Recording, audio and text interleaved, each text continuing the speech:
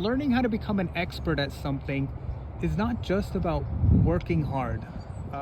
You can work hard, you can spend 5 years working really hard at something and not make that much progress if you're not sort of practicing the right way. And a lot of people might wonder, well, how do you do that, right? Like how, and the answer is you have to figure it out. So it's planning, it's figuring it out and working hard, and then kind of planning and figuring it out and working hard, kind of doing it over and over again.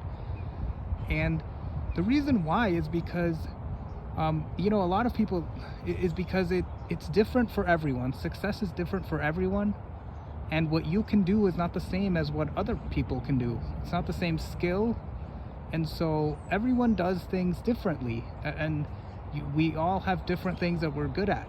So someone else might be better at something and you might not be able to do it exactly the same.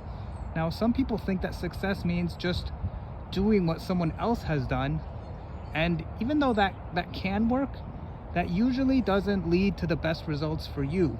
And in fact, it's not the only way to do it. And so often, people, when they ask for, like, how do I become great, they look for advice from others, or they look for kind of a pathway that someone else has followed, and maybe thinking that if you do the same thing that someone else has done, that you're going to get the same results.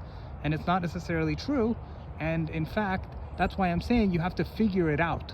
So you work hard, yes, but you have to figure it out. So that's part of the process of becoming an expert. Is figuring it out means that you experiment and find your own way of doing it that no one else has probably ever done, and perhaps no one else could probably ever do exactly as you do, because no one else is exactly like you.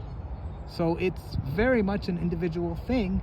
And success, like, it is inspirational to hear other people's success story, but really your success story is probably going to be very, very different. So anyway, thank you. Take that to heart.